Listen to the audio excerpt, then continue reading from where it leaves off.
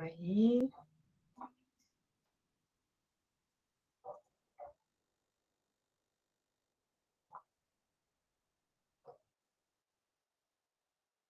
Vocês estão vendo a minha tela? Sim, para mim aqui está aparecendo, só precisa voltar para o primeiro slide. Isso. Aqui. Exato.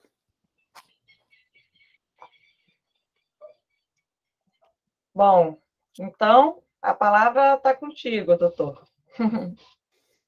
Tá bem, então, boa noite a todos, a todas. Eu quero inicialmente agradecer o convite aí, né, da Cibama, nas pessoas da Juliana e da Virgínia, né, e também das demais entidades que participam desse evento, Sintrafesc, diversos Sinasefs e o Sindipreves.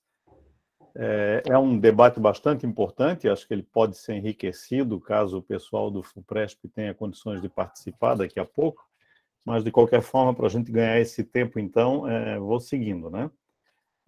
Pode passar, por favor, Virgínia? Bom, de início, eu coloquei alguns aspectos iniciais aqui para que todos tenham claro de que tema nós estamos falando, né? Ou como é que ele surgiu. Na verdade, a emenda 20, lá em 1998, a reforma da Previdência no governo Fernando Henrique, estabeleceu que tanto a União quanto estados e municípios, desde que criassem regimes de previdência complementar para os seus servidores, poderiam, depois de criar, ou junto com a criação desse regime de previdência complementar, estabelecer um teto para o regime próprio, o regime dos servidores estatutários, igual ao do regime geral de previdência, igual ao do INSS no setor privado, né? Então, nós tivemos em 2013, essa data é o marco da criação e da autorização de funcionamento do FUNPRESP do Poder Executivo, por isso FUNPRESP-ESE, né? Nós tivemos em 3 de fevereiro de 2013 a consolidação, então, desse regime, né? O FUNPRESP passou a funcionar de tal modo que os servidores federais do Poder Executivo, ingressantes a partir do dia seguinte, 4 de fevereiro de 2013, já não tinham sua previdência própria, né, a previdência estatal, em termos integrais, né, passaram a estar submetidos ao teto. Então, todos os ingressantes a partir dessa data só terão aposentadoria pelo regime próprio quando se aposentarem, com valores limitados ao teto. Se o servidor receber R$10.000, vai ter como teto o valor do INSS de hoje, está em 7.087, e o restante, então, ele busca, eventualmente, se ele quiser, porque é optativo, busca previdência complementar, busca uma complementação de aposentadoria, né? Já os servidores públicos que ingressaram antes ou até 3 de fevereiro de 2013, esses seguem tendo as regras transitórias de aposentadoria permanentes ou transitórias previstas nas diversas emendas constitucionais, né? Mas podemos dizer, em regra, que esses servidores permanecem tendo, boa parte deles, direito tanto ao conceito de integralidade, né, que seria receber na aposentadoria a última remuneração recebida em atividade, como os conceitos de paridade, que seria ter estendido a eles no futuro, depois da aposentadoria, todo e qualquer ganho deferido aos servidores em atividade, como, por exemplo, decorrente de uma negociação que o sindicato, a associação consigam levar a termo, né, que resulte em aumento remuneratório para os servidores em atividade ou criação de vantagens, elas se estendem aos servidores que tenham regras de aposentadoria ou tenham passado a condição de aposentados com uma das regras transitórias que mantenha, por exemplo, o direito à paridade, como, por exemplo, o artigo 6º da emenda 41, o artigo 3º da emenda 47, um pouco mais recente, né? Essas regras mantiveram a ideia de integralidade e a ideia de paridade. E os ingressantes, então, até esse momento, não teriam nenhum interesse em previdência complementar, porque o regime próprio de previdência já lhes pagaria uma aposentadoria muito próxima ou igual à última remuneração em atividade. Claro que estou abstraindo aqui os problemas que a gente passou a enfrentar, sobretudo no Poder Executivo, né, com as gratificações de desempenho, que começaram a ser criadas e já lá para o 98, 99, e que tem critérios de incorporação à aposentadoria que, na grande maioria delas, paga valores menores aos servidores aposentados e pensionistas. Mas, mesmo assim, há uma discussão judicial, né, correndo já há bastante tempo, a respeito da aplicação do princípio da paridade, mesmo nesses casos. Tá? Bom, pode passar, por favor?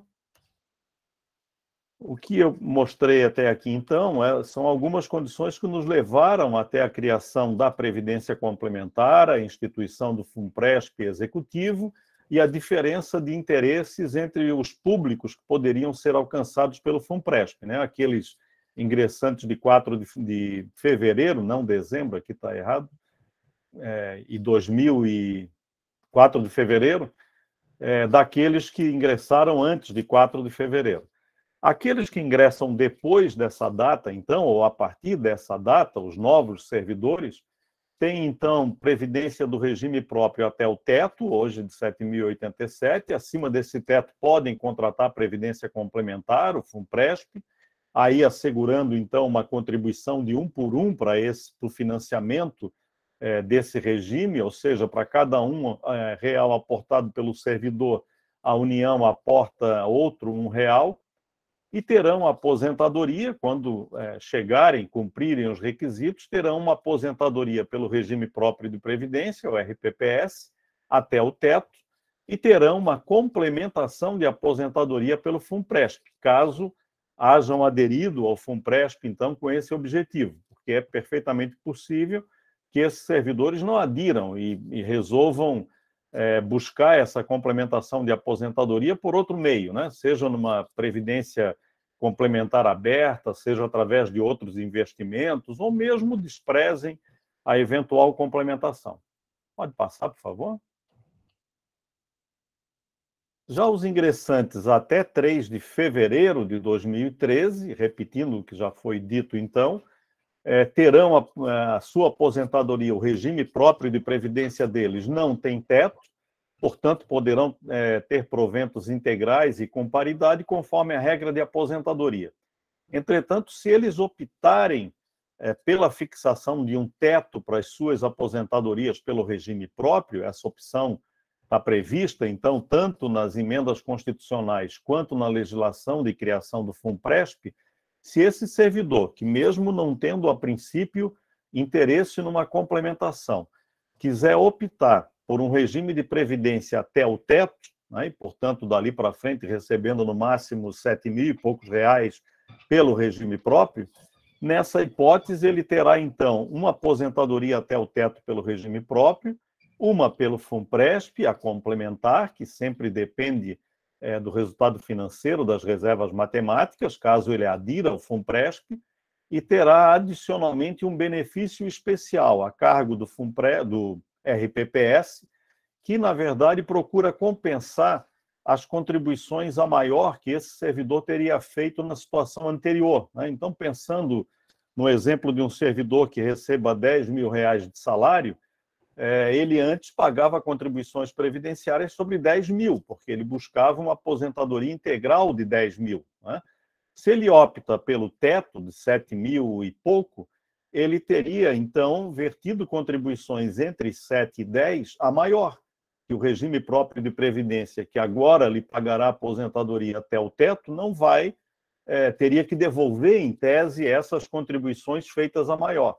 Então, esse benefício especial nada mais é do que uma forma de devolução de parte dessas contribuições e um mecanismo de estímulo a que os servidores que têm integralidade e paridade renunciem a esses direitos e adiram à previdência complementar, adiram primeiro ao teto, né, a sua aposentadoria pelo regime próprio pelo teto, e em seguida optem ou não pelo regime de previdência complementar.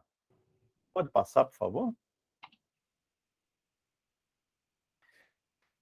Vantagens e desvantagens para esses servidores, que é o público-alvo, vamos dizer assim, da discussão do seminário de hoje, né? no entendimento de que os servidores que ingressaram depois dessa data não têm muita alternativa, né? Ou aderem ao FUNPRESP para buscar a complementação de aposentadoria, ou vão buscar essa complementação através de outro mecanismo, se eles quiserem ter lá, no momento da sua aposentação futura, um valor de provento semelhante ao que tinham em atividade. Então, o problema central aqui é os servidores que não estariam, a princípio, alcançados pela Previdência Complementar, porque tem integralidade e paridade, mas que queiram por ela optar, né? E aí optar pelo teto e, em seguida, eventualmente, pela Previdência Complementar. Quais seriam as vantagens e as desvantagens dessa opção? Em primeiro lugar, o servidor que optar pelo estabelecimento de um teto para o regime próprio de previdência deve saber que ele perde os direitos à integralidade da aposentadoria e perde o direito à paridade, né? Então, esse servidor, se ganhava 10, só terá do regime próprio 7 mil. Se, mesmo recebendo esses 7 mil de aposentadoria, a categoria que ele pertence ganha um incremento remuneratório, por exemplo, de 20%, ele não leva esse incremento remuneratório porque ele já está no limite do teto. Ele simplesmente não é beneficiado por essa vantagem. Ele seria beneficiado por parte dessa eventual negociação se o seu provento fosse menor. Por exemplo, 5 mil comportaria ainda algum reajuste até o limite de 7, né? Mas é importante que esse servidor tenha claro, então, que ele perde os direitos à integralidade total da sua remuneração e só a terá até o teto de 7.087, e perde o direito à paridade, ou seja, dali para frente, ele não terá os ganhos da categoria estendidos a ele, tá? Além disso, para os valores da sua aposentadoria que ultrapassem o teto de 7.087, se ele quiser ter essa complementação, ele teria que buscar, então, uma previdência complementar, o FUNPRESP ou outra instituição, ou, como falei há pouco, buscar algum tipo de investimento que tentasse lhe dar essa complementação, devendo saber que, como todo regime de previdência complementar, o valor dessa aposentadoria futura ou dessa complementação futura dependerá diretamente das reservas matemáticas que ele acumulou, do bolo de dinheiro que ele conseguiu acumular de contribuição ao regime de previdência complementar durante certo espaço de tempo. Evidentemente, quem está mais próximo da aposentadoria acumulará um bolo bem menor, não é? E terá a rentabilidade desses investimentos também bem menor, né? Portanto, diria assim, se a gente trata de um servidor jovem, aderir a uma previdência complementar para complementar a sua renda, pode ter um resultado financeiro positivo com um longo período de investimento que ele tem e com o sucesso financeiro dos investimentos. É uma incógnita, mas é perfeitamente possível que ele venha a ter lá na frente um benefício vantajoso em relação à parte complementar. E esse servidor, então, falando novamente daqueles que ingressaram no serviço público até 3 de fevereiro, esse servidor teria ainda, em terceiro lugar, esse benefício especial, né? Então, regime próprio até 7, complementação se ele contratar, e benefício especial, que é a devolução, entre aspas, das contribuições que ele verteu a maior até o momento em que optar pelo estabelecimento do teto, tá? Pode passar, por favor. O que é que muda com a MP 1119? Na verdade, ela, me parece, que suscitou o próprio debate de hoje, né? Na medida em que o governo publicou essa MP, permitindo novamente que esses servidores mais antigos, né, que a princípio não teriam interesse em previdência complementar ou no FUNPRESP, pudessem aderir ao teto, estabelecer o teto para as suas aposentadorias e depois aderir ao FUNPRESP, essa medida provisória, então, fez reabrir esse debate, né? Entretanto, aqui é importante a gente olhar para a MP, sem dúvida, mas olhar também para as modificações que já foram operadas na Constituição pela Emenda Constitucional 103, que foi a reforma da Previdência do governo Bolsonaro, lá de novembro de 2019. Tá? O que nós podemos dizer aqui? A MP, em primeiro lugar, ela reabre prazo de opção para esses servidores, né, que a princípio não seriam alcançados pela Previdência Complementar, permitindo que eles optem pelo teto até 30 de novembro de 2022. Em segundo lugar, a MP redefine os critérios de cálculo do benefício especial. Vamos falar um pouquinho mais à frente. Em terceiro lugar, altera a natureza da entidade de previdência complementar, a natureza do FUNPRESP, vamos falar sobre isso. E, em quarto lugar, admite que a entidade gestora, que esse FUNPRESP, entre aspas, passe a ser uma entidade aberta de previdência complementar e não uma entidade fechada, como era até então. Tá? Pode passar, por favor? Essas são as 4 principais alterações, vamos dizer assim, da MP 1119, que, a partir daqui, precisam ser vistas, a partir desse slide, junto com algumas regras que foram fixadas pela Emenda Constitucional 103. Tá? Em primeiro lugar, sobre a questão do benefício especial. Tá? O servidor, então, antes não tinha teto, optou por ter até 7 mil e pouco. Ao fazê-lo, vai ter um benefício especial, que é uma forma de devolução das suas contribuições previdenciárias anteriores ao momento da opção. Esse benefício, como é que se calcula? Para quem fez opção até 2021, quando terminou o prazo de opção original, esse benefício especial é calculado pela diferença entre a média e a aritmética simples das 80% maiores remunerações desde julho de 94, ou se o servidor ingressou depois, desde o momento que ele ingressou. Então, a diferença entre essa média e o valor do teto do RGPS, multiplicado pelo fator de conversão. Então, eu apuro a média das 80% maiores remunerações ou contribuições de julho de 94 para frente, tem um determinado valor, vejo a diferença em relação ao teto do regime geral de previdência em cada uma dessas contribuições e o resultado dessa diferença multiplico pelo fator de conversão. O que mudou com a medida provisória 1119 em relação a essa forma de cálculo? A medida agora diz que o cálculo do benefício será a diferença entre a média aritmética simples das remunerações de todo o período contributivo e não mais das 80% maiores de julho de 94 para frente, e, além disso, o valor do RGPS multiplicado pelo fator de conversão. O que essa mudança trouxe de prejuízo para os servidores?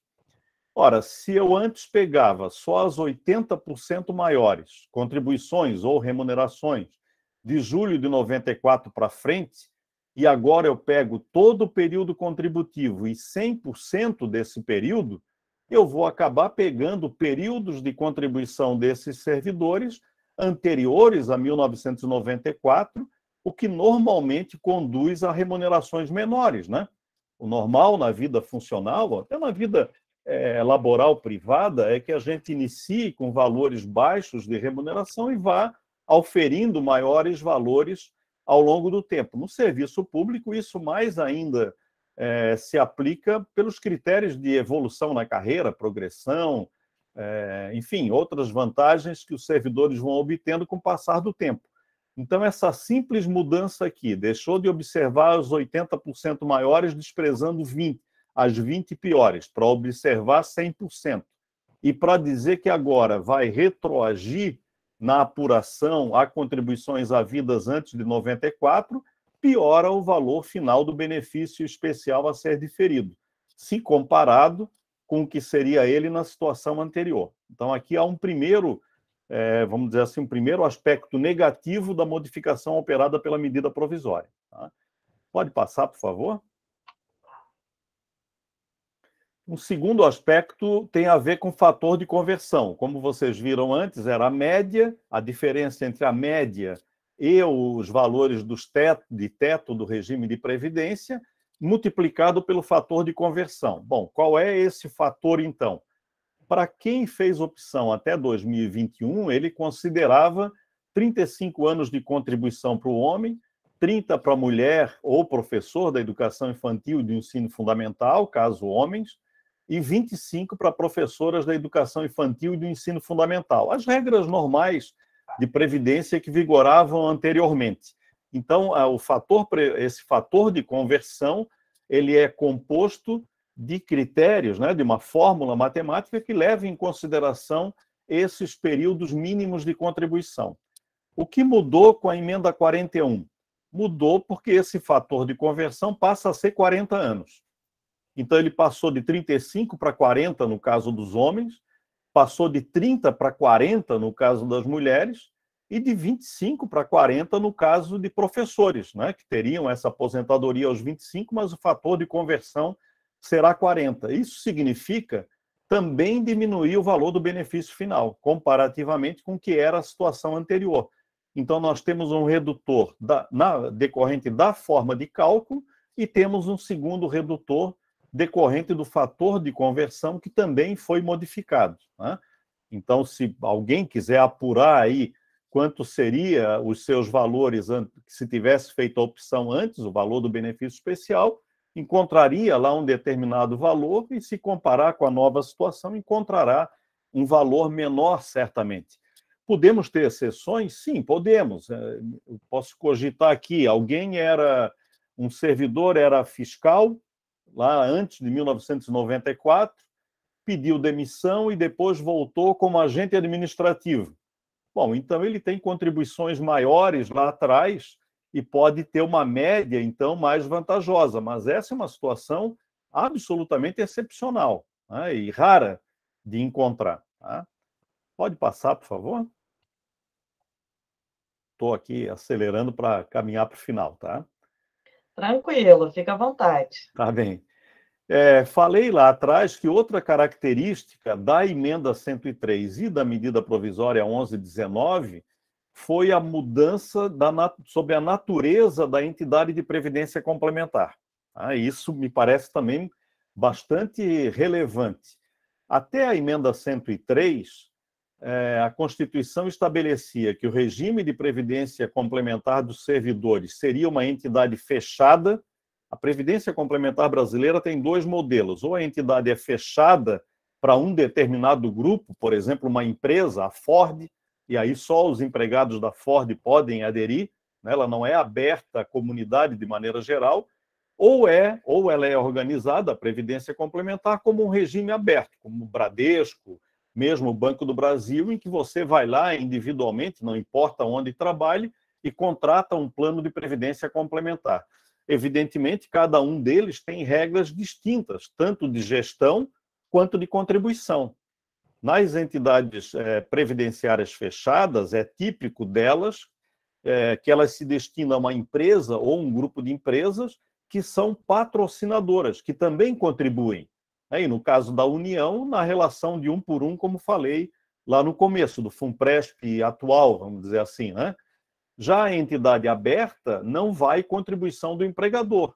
O empregado que quiser contratar, qualquer pessoa, um servidor que quiser contratar uma previdência complementar lá no Bradesco, aberta, vai lá contratar por si próprio. Ele sozinho vai contribuir para formar as reservas matemáticas. Então, até a emenda 103, a entidade era fechada.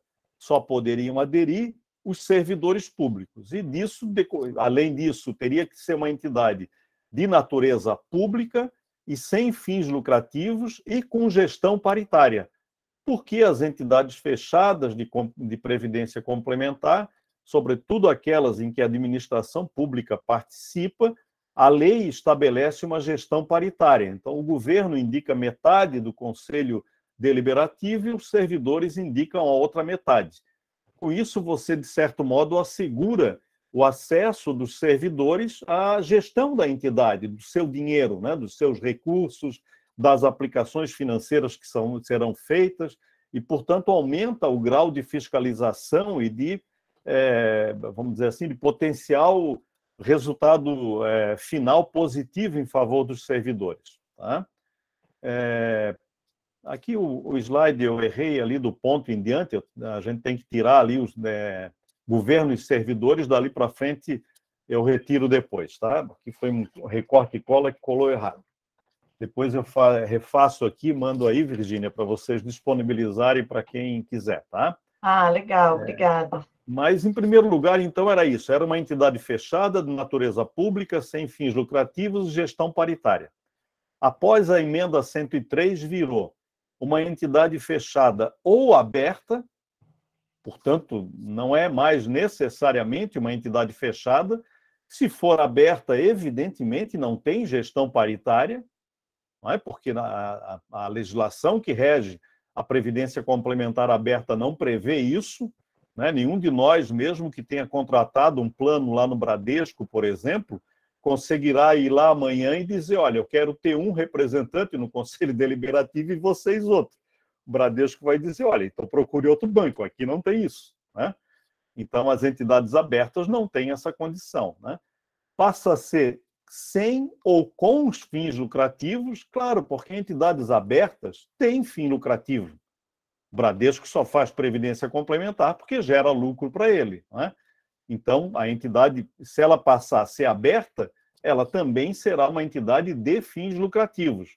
Ou seja, a gestão dela, aquele que for dono da entidade, ofere lucro.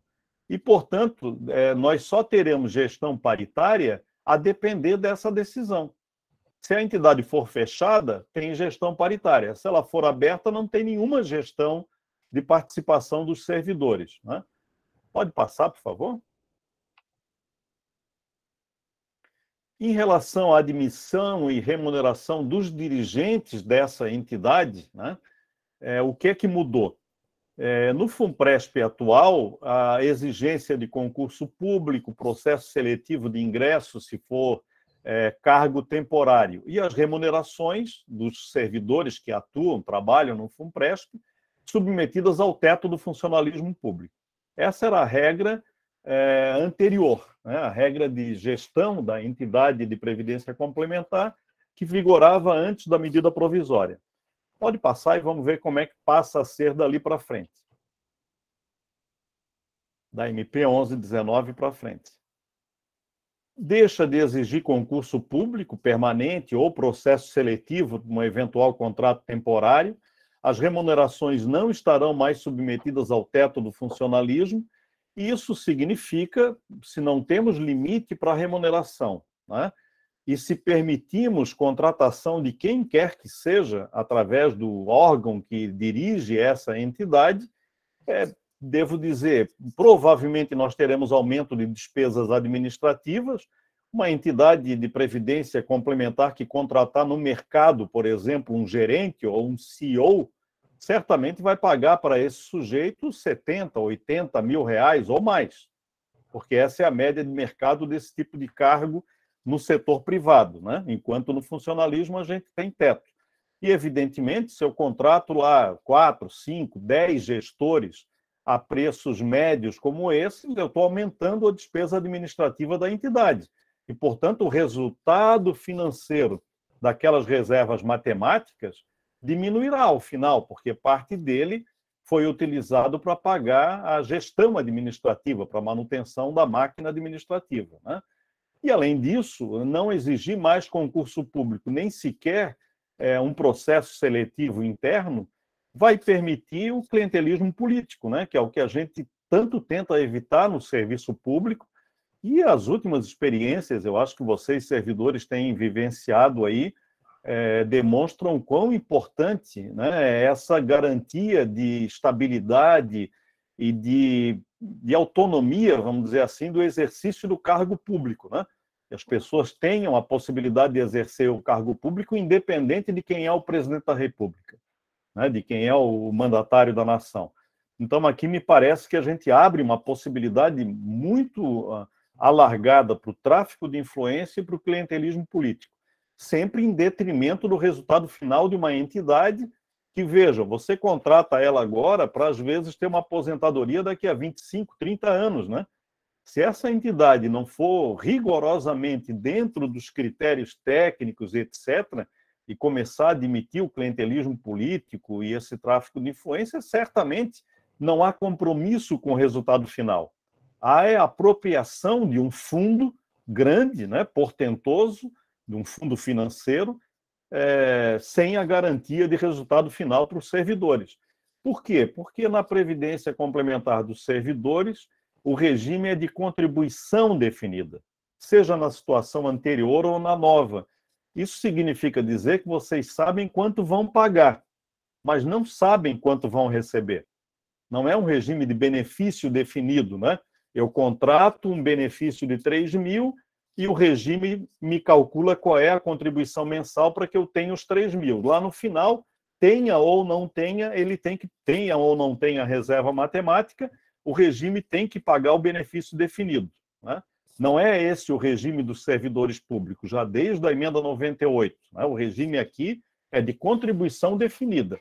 Então, ele é uma incógnita muito maior do que o regime de benefício definido. E muito mais necessário se torna, então, a boa gestão dessa entidade.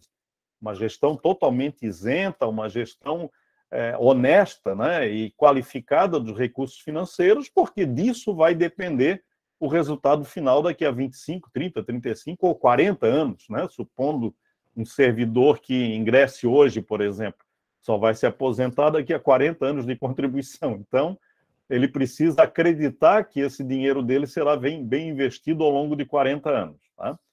Pode passar, por favor? A conclusão que eu posso deixar para vocês aqui, isso fruto não só dessas análises que coloquei, mas fruto principalmente da experiência que a gente tem no trato dessa questão da integralidade e da paridade no serviço público, é que não vale a pena para um servidor que tenha integralidade, tenha paridade, né? Portanto, o servidor ingressante antes de 2013, cuja regra que consiga completar regras de aposentadoria que assegure integralidade e paridade, para esse servidor não é interessante migrar para o regime de previdência complementar, tendo que antes fazer opção pela sua previdência até o teto do RGPS, porque ele já começa perdendo, né?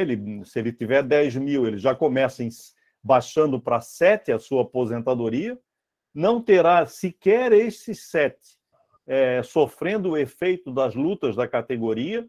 Alguns até podem dizer, mas as lutas da categoria não resultam em tantos ganhos financeiros. Façam a conta matemática, gente. Tenham esse cuidado. Peguem a remuneração de vocês hoje e comparem com 25 anos atrás, que seja. Basta olhar a tabela remuneratória. E vocês vão ver que, se não fossem as lutas sindicais, associativas, né, que geraram determinados ganhos ao longo desse período, a remuneração de vocês seria muito menor. Portanto, as lutas da categoria implementam, conseguem gerar ganhos salariais. Podem até não superar o da inflação, não superar a inflação do período. Em alguns casos, superam. Dependendo do setor do funcionalismo público, superam. Podem não superar, mas certamente são maiores do que ficar limitado a R$7 mil e não passar daquilo ali. Né, e depender só dos reajustes do regime geral de previdência, porque essa pessoa só passa a ter algum efeito quando aumentar o teto. Se eu estou recebendo agora no teto, só quando o INSS aumentar o seu teto, é que meus 7 mil pode ir para 7.100, 7.200, pode acompanhar o teto. Né? Os outros ganhos da categoria, não. Então, em primeiro lugar, pelo efeito, pela importância que me parece que ainda tem o princípio da paridade, esse tipo de opção não é conveniente. E do ponto de vista da integralidade, também não. E menos conveniente ainda ficou agora, em razão das mudanças sobre a natureza da entidade. Porque se a entidade deixa de ser aquela que, bem ou mal, era possível ter algum nível de controle, né, sobre ela, uma gestão paritária, enfim, conselho fiscal, conselho de representantes, uma nova gestão que seja numa entidade aberta, por exemplo, certamente a possibilidade de vocês controlarem isso ao longo de 30, 40 anos se tornará absolutamente impossível. Né? Então, nossa conclusão é de que isso não compensa, né? Eventualmente, num caso específico, talvez se leve em conta financeiramente e se consiga dizer, olha, é possível que você tenha algo a mais do que teria como integralidade, mas para isso eu tenho que ter um bom benefício especial, e nós vimos que a MP piorou a forma de cálculo do benefício, e tenho que apostar na gestão dos recursos da parte complementar. que a gente viu que a MP piorou no tipo de entidade e de controle de gestão. Então, se antes da MP a gente já dizia que não compensava, agora dizemos mais ainda que não vale a pena mudar para o regime de previdência complementar e adotando o teto do RGPS. Tá? Então, são as primeiras considerações aqui que eu gostaria de colocar a vocês e fico à disposição para eventuais questionamentos. Obrigado. Nossa, doutor Luiz Fernando, muito obrigada. Muito legal mesmo a apresentação que você trouxe, acho que foi muito didática. Me deixou aqui pensando várias coisas, e agora que eu parei de compartilhar minha tela, eu vi que estão o Lírio e o Valdecir aqui da direção do Sintrafesc, e eu queria destacar a presença deles e agradecer, porque se não fosse o sindicato, a gente não ia estar conseguindo realizar essa noite hoje, né? E graças ao sindicato, a gente tem o apoio de vocês, advogados, nessas orientações. E a gente tem aqui os colegas do Sinacef, do Sindiprev, do IBAMA, do ICMBio e de vários estados estão aqui. Então, agradecer aqui a presença. E eu vou pedir para a Ju me ajudar, Ju. Eu já vi que tem uma mão levantada, tem algumas considerações no chat. Ju, você pode me ajudar com isso, enquanto eu vejo que chegaram mais perguntas aqui para a gente? Claro. Então, eu vou ler uma pergunta que chegou no chat primeiro, e depois eu vou passar para a Márcia a palavra, pode ser? Só um minutinho. Então, doutor Luiz, teve uma ponderação aqui no chat do Marco, e ele estava falando da diferença entre os servidores que ingressaram entre 2004 e 2013, que eles não teriam o direito à integralidade e à paridade. E a Giovana, ela pediu para que você fizesse um comentário e confirmasse essa informação. Pode ser? E o senhor prefere que eu faça várias perguntas ou o senhor responde uma de cada vez? Não, acho melhor você juntar 3, 4, né? Acho que fica um pouco mais dinâmico. Então, a princípio, no chat, seria essa a pergunta, e eu posso passar a palavra, então, para a Márcia, e depois para o Lírio. Pode ser? Então, Márcia, você pode fazer a sua fala? Oi, só um minutinho, eu vou ligar a câmera aqui. Tá ótimo. Oi, boa noite, parabéns pela apresentação, foi muito esclarecedora, foi muito didática, parabéns mesmo, assim. Bom, minha dúvida eu entrei em 2005, então acho que a pergunta feita no chat tem a ver comigo também. Então, antes eu me aposentaria com 80% dos meus maiores salários, hoje envolve todos os salários. Aí, digamos que eu hoje fosse me aposentar com 10 mil, eu estivesse aposentada com 10 mil, tendo algum ganho na categoria, o salário do meu cargo fosse, das pessoas que estão ativas no meu cargo, fosse aumentado, eu teria esse benefício do aumento da minha aposentadoria também? Tá. Lírio, você gostaria de falar? Abrir meu som aqui. Bom, em primeiro lugar, parabenizar o Luiz Fernando pela brilhante apresentação, como sempre esclarecedor, didático, né? Nosso velho guru ali que está sempre à disposição para nos auxiliar e nos orientar nas nossas decisões dentro da administração pública, né? Em segundo lugar, agradecer a Zimbama pelo convite, que é sempre tão gentil com o sindicato, e a gente está sempre fazendo parceria juntos, né? Então, acho que a Zimbama e o Sintrafesc é uma parceria que vem dando certo há décadas, né? Eu estou há quase 30 anos na direção do sindicato ali, ocupando vários cargos, né? E eu sempre tive essa parceria com a Zibama, lembrando os antigos diretores, falecido Ricardo de Deus Cardoso, enfim, tantos outros que passaram por ali, os atuais agora, né?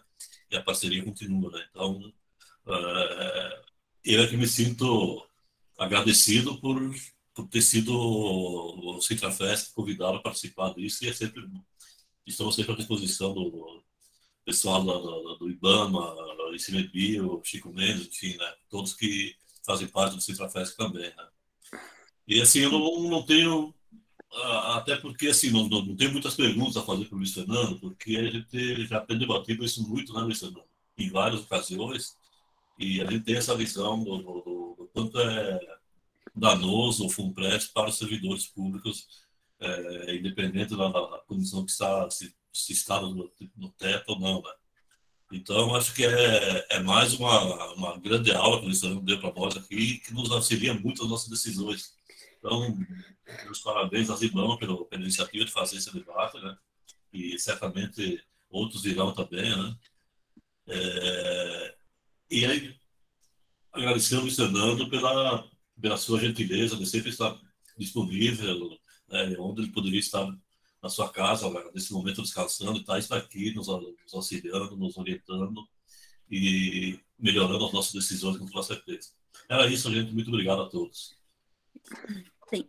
Luiz, a gente tem mais duas perguntas, 3 perguntas, na verdade, aqui, que elas são, assim, eu acho que elas complementam, inclusive, porque elas tocam naquela questão dos servidores que entraram entre 2004 e 2013. Então, e também elas têm a ver com a dúvida da Márcia. Eu posso fazer essas 4 perguntas, porque elas se complementam com esse tema, ou você prefere responder essas 2, e depois a gente passa para as próximas? Não, podemos fazer juntos. Tá, então eu vou ler as perguntas que a Virginia colocou no chat, que a gente recebeu pelos formulários, tá? A primeira não tem identificação de quem perguntou, mas diz assim, ó: eu ingressei no serviço público em 2005, meu primeiro emprego, e eu tenho 40 anos de idade. Quais as vantagens e desvantagens de migrar para o FUNPRESP em termos de valor de contribuição, tempo de contribuição, valor a receber como aposentadoria e outros riscos e incertezas? A segunda pergunta está dividida em 2 partes, e a primeira fala: para quem ingressou no serviço público em 2007, qual o regime melhor? Da Previdência Complementar ou o regime próprio? E a segunda parte: qual dos 2 regimes é mais suscetível a futuras alterações? Tá? Aí... Perfeito. Tá, daí depois a gente tem uma pergunta, mais uma pergunta, mas essa fala dos casos dos servidores depois de 2013, então a gente pode deixar para um segundo momento. E eu também queria fazer um comentário, que esse também é o meu caso. Eu sou uma servidora que entrou em 2011 no serviço público, e eu fiquei... E eu fiquei assim também, foi por conta de uma palestra do meu sindicato lá de Brasília e da minha associação, que me esclareceu bastante na época, e que eu não migrei para o FUNPRESP. Então, mas assim, confesso que com a reforma da Previdência em 2019 me deu um baque, mas eu gostei muito mesmo da sua palestra. Doutor Luiz, muito obrigada, e é bom a gente sempre procurar mais informações, né, porque realmente são muitas incertezas, tá? Muito obrigada. Por nada. Vamos lá, então. Vou começar de trás para frente, até porque esclarece quase todas as perguntas.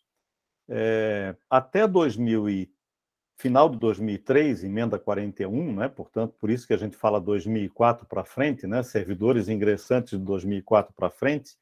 Até a emenda 41, prevaleceu uma regra de transição, o artigo 6º da emenda 41, mantendo os direitos à paridade e à integralidade. Então, os servidores até a emenda 41, aqueles ingressantes antes, né, teriam uma regra de transição que lhes asseguraria a integralidade e a paridade. Veio depois a emenda 47, também assegurando a integralidade e a paridade, para os servidores ingressantes lá até 1998. O que eu quero dizer aqui? É verdade que os servidores que ingressam depois de 2004 não têm mais a garantia de integralidade e paridade, mas eles também não têm teto. Se ele ganha R$10 mil de salário, ele vai calcular, como a Márcia falou, antes calculava as 80% maiores contribuições, supondo que o resultado final desse 9, ele levava 9. Não levava 7 do teto, ele não cai para o teto. Tá? Então, esse aspecto é importante, né? Que vocês entendam. Entre 2004 e 2013, tem esse espaço de tempo no meio em que esse servidor não tem integralidade, não tem paridade, sua aposentadoria será pela média lá no futuro, né? E, além disso, o cálculo da revisão dessa aposentadoria será pelo regime geral de previdência, pelos índices do regime geral de previdência. Entretanto, ele não tem teto. É um terceiro componente do direito, vamos dizer assim, que para ele foi preservado. enquanto para aqueles que ingressaram depois de 2013, passou a incidir o teto. Não tem mais integralidade, não tem mais paridade e tem teto. Então, se o sujeito ganha 15 mil reais, ele já sabe que mesmo que a média dele der 9, 10, ele só vai levar 7 mil pelo regime próprio. Então, esse sujeito, se quiser ter uma complementação de aposentadoria, tem que buscar em algum lugar, né? Seja através da adesão a uma previdência complementar, e aí, se for uma previdência complementar fechada, com contribuição paritária entre ele e a União, é evidente que é um negócio menos ruim para ele, vamos dizer assim, é um negócio bom para ele, porque ele está formando uma reserva matemática em que tem alguém também botando 50% do valor. Se ele vai lá para o Bradesco fazer uma aberta, ele só tem a contribuição dele. Então, comparando uma com a outra, é evidente que nessa hipótese, se ele quer buscar uma complementação de aposentadoria, ele deve buscar numa entidade fechada de previdência complementar. Então, esse aspecto aqui é importante, né? Servidores que ingressaram até o final de 2003 têm lá suas regras de transição, muitas delas mantendo os direitos à integralidade e à paridade. Esse grupo, eu diria, não tem lógica optar por um regime de teto e na dúvida do que ele vai ter de previdência complementar daqui a sei lá quanto tempo. Não parece ser razoável isso, né? Eu vou dar um exemplo aqui para vocês, que é um exemplo pessoal. Há alguns anos atrás, eu fiz previdência complementar na OAB, entidade de previdência complementar aberta, porque a OAB não é empregador, não entra com contribuição nenhuma. Bom, estava eu lá fazendo minhas contribuições, fiz por uns 10 anos. Depois de um certo tempo, eu vi que quando me mandavam os extratos, que aumentava a minha contribuição e o fundo que me daria aposentadoria estava cada vez menor ou não aumentava na mesma proporção. Fui lá conversar com eles. Olha, mas o que está havendo aqui? A explicação foi, não, doutor, baixou a taxa Selic. Quando baixa a taxa Selic, toda a rentabilidade baixa. Eu digo, bom, então eu tenho que torcer para o Brasil viver numa crise financeira para aumentar a taxa Selic, porque daí eu ganho. Ele disse, não, aí depende da Bolsa. Porque se tiver crise financeira, a bolsa cai. Eu digo, tá, então quer dizer que de uma forma ou de outra eu vou perder? Encerrei, evidentemente, o plano de previdência e fui buscar complementação através de outros meios, né? Comprar um apartamento, alugar, enfim, buscar outras formas, né? É apenas um exemplo, mas é uma situação, eu diria que exemplar sobre o que é um plano de previdência complementar. Ele pode gerar um resultado financeiro final positivo? Pode. Mas tudo depende muito da economia ao longo desses 40 anos de contribuição. Quando tiver crise, você vai perder valor de reserva matemática. Quando tiver um período mais próspero da economia, com crescimento do país, etc., provavelmente você vai ganhar. E o outro componente é a gestão. Quem vai estar gerindo, né? Se forem pessoas responsáveis, provavelmente o resultado pode ser bom ao final. Então, aqui respondendo, aos ingressantes de 2014, 2013 para frente, eles têm teto, né? Uma pergunta aqui foi, se eu tenho remuneração inferior ao teto, me interessa buscar o regime de previdência complementar? Bom, se eu recebo 5 mil, né, e tenho garantia de aposentadoria pela média, né, supondo que essa média final dê 4, por exemplo, eu pelo menos levo os 4 mil. Posso buscar uma complementação? Posso. Em qualquer lugar, seja na previdência complementar, seja na previdência aberta comum, né? Posso fazer um investimento também. Então, é possível para essas pessoas, sim, mesmo tendo remuneração abaixo do teto, mas não renunciar ao teto. Porque se renunciarem ao teto, nós estamos falando de servidores novos, para eles não cabe a renúncia. Os servidores novos já têm teto e não cabe renunciar a ele, porque ele já não tem ganhos acima do teto. Mas pensando em alguém de 5 mil reais anterior, alguém que era servidor antes e que não tem teto, ele pode dizer, para mim, ganho 5 mil, eu prefiro renunciar ao teto, buscar a previdência complementar eventualmente, e ter uma devolução, um benefício especial lá para devolução das contribuições que fiz a maior acima do teto. Olha, mas se ele está abaixo do teto, ele não teve contribuição a maior, não vai ter benefício especial. A complementação vai depender do que ele pagar mais. O sujeito ganha 5 mil. Se ainda tirar uma parte para fazer previdência suplementar, nesse caso, né, porque ele está buscando algo a mais do que os 5 mil, não me parece lógico. Tá? Então, a previdência é um bom investimento para quem está submetido às piores regras, servidores ingressantes depois de 2013, sim, é um bom investimento para quem está submetido a teto, cálculo pela média piorada, como disse a Márcia, né? De fato, houve isso, o cálculo da aposentadoria anterior, mesmo dos servidores ingressantes de 2004 para frente, né? Aqueles que não têm integralidade. Né? Tem teto até 2013, 2013 para frente não tem teto.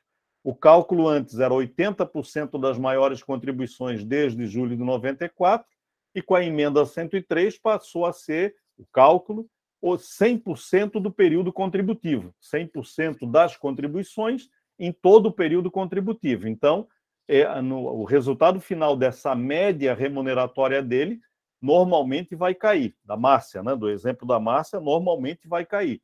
Mas se estiver dentro do teto, ela vai receber o teto, porque a Márcia é ingresso 2005, então ela está no grupo 2004, 2013. Já o grupo posterior, daquele de 2013 para frente, esse tem teto. Então ele tem que calcular, ele faz a média, que piorou, com a emenda 103, vê qual é o resultado dessa média, né, e a partir daí decide se essa média dele estiver muito perto do teto, talvez não compense a complementação.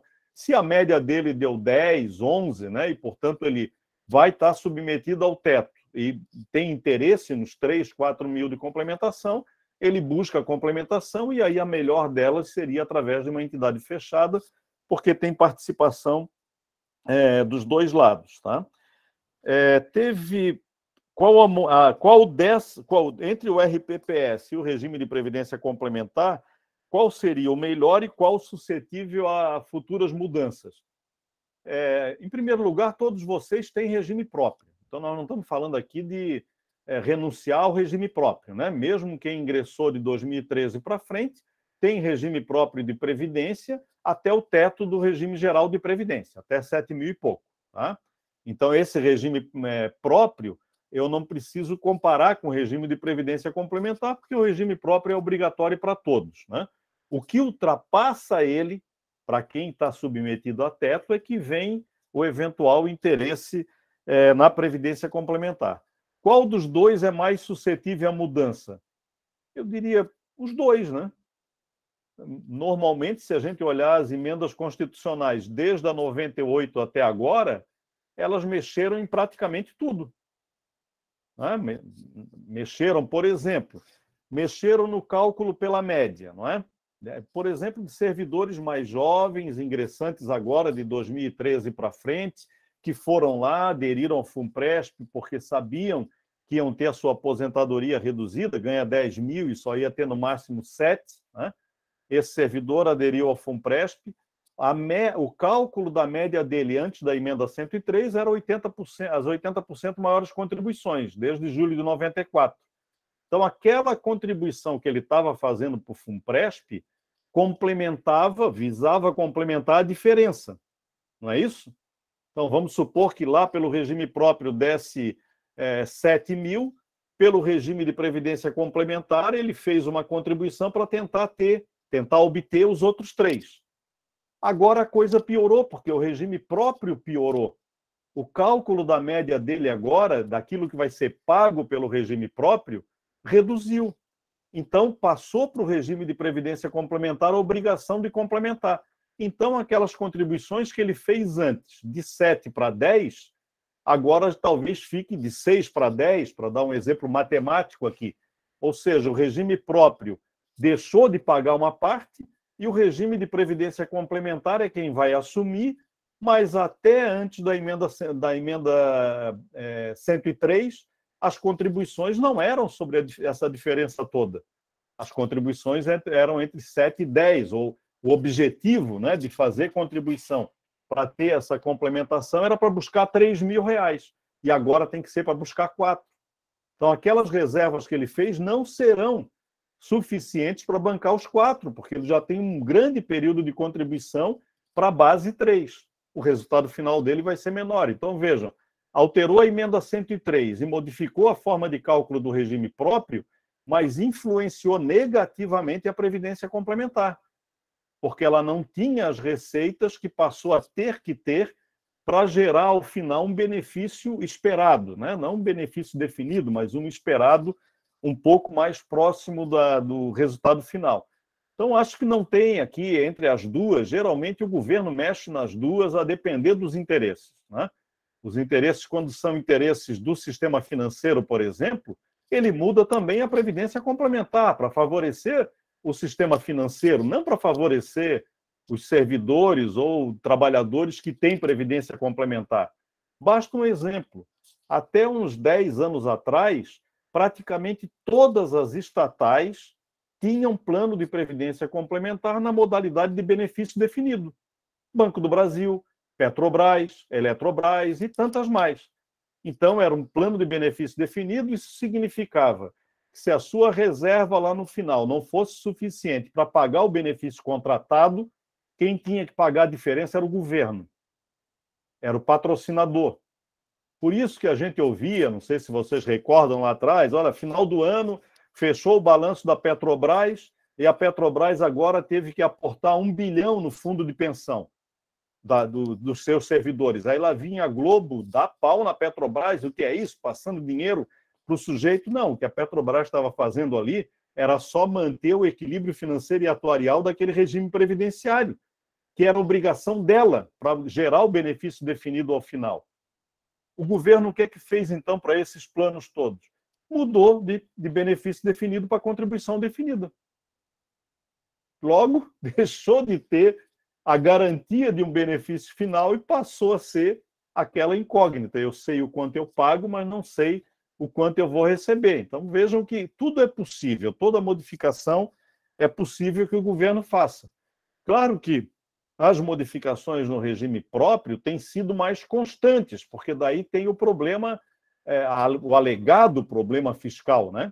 Eu digo alegado porque já tem pelo menos uns 20 anos que a gente diz que as coisas não são bem assim, que tem uma série de componentes que deveriam estar nessa discussão do pretenso déficit previdenciário, né? Mas, enfim, acho que respondi aqui, não sei se Márcia, penso que sim, né? Ingressantes de 2004, sim. Ingressantes de 2007, 2011, sim.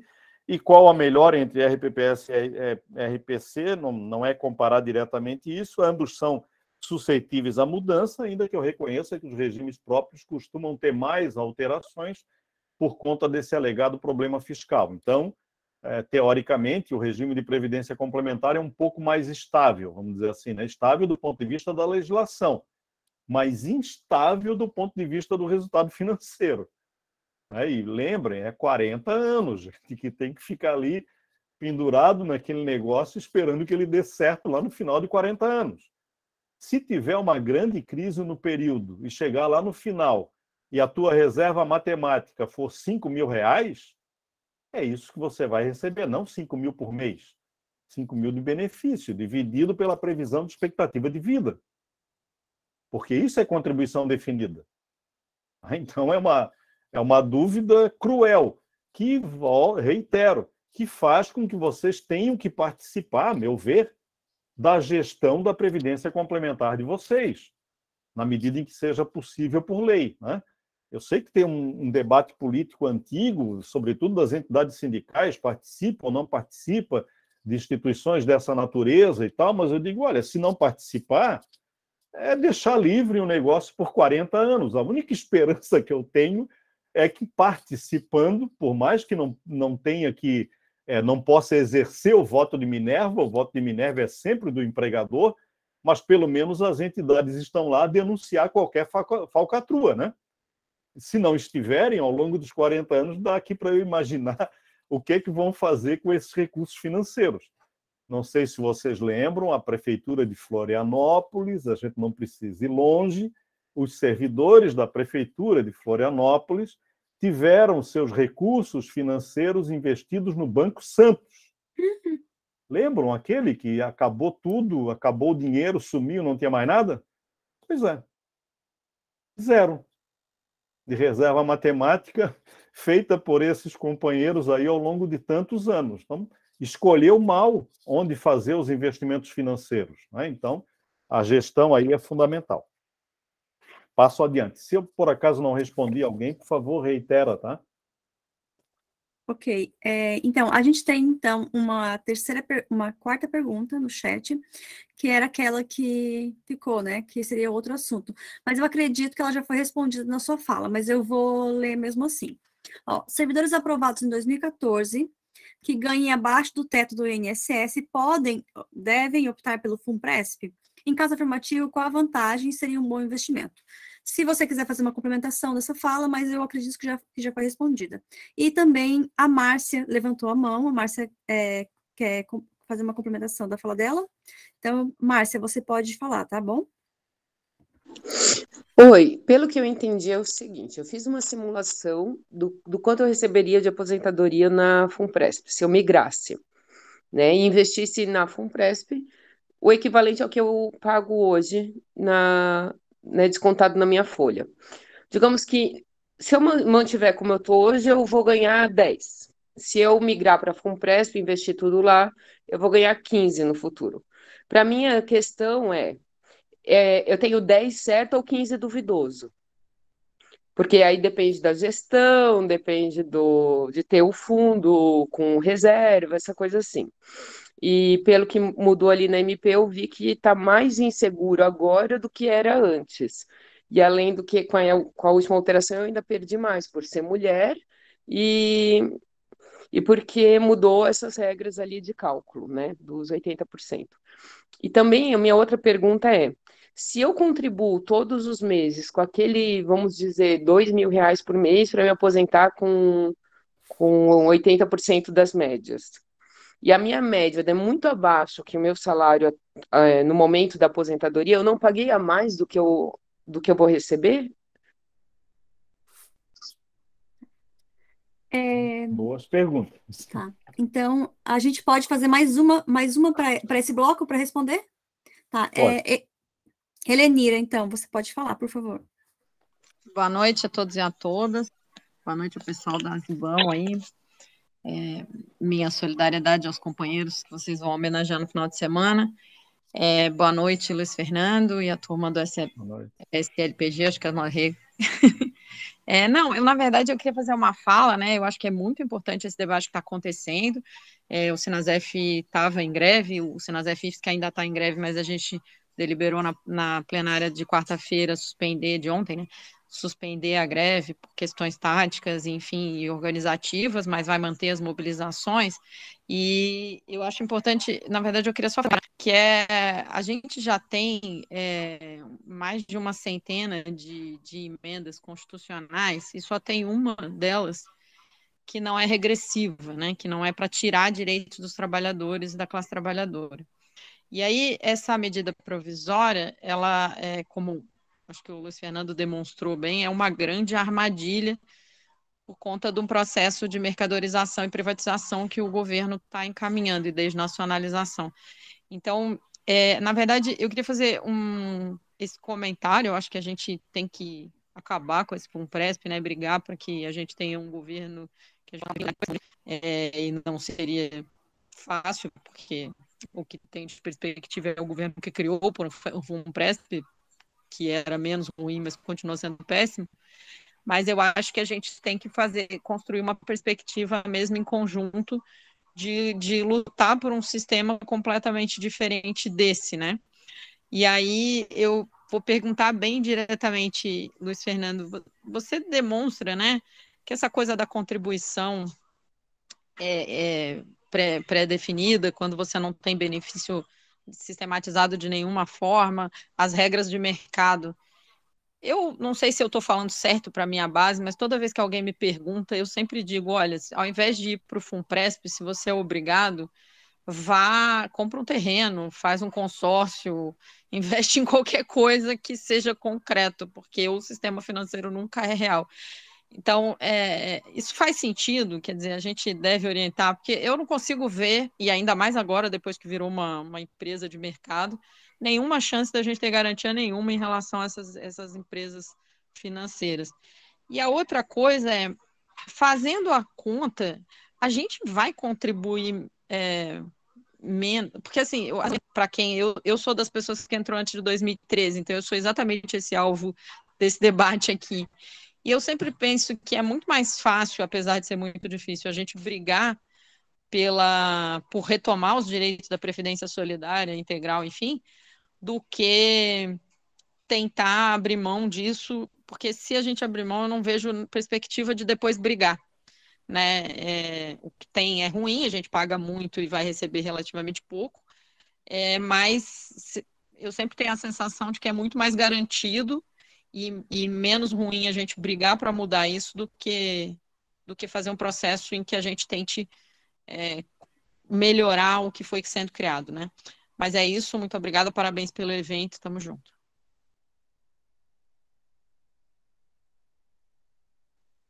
Desculpa, eu nem me identifiquei, né? Mas eu sou do Sinasef, da Direção Nacional e Local aqui. Tá sem som, Juliana. Tá ótimo, obrigada. Realmente estava sem som. Muito obrigada, Helenira, pela sua fala.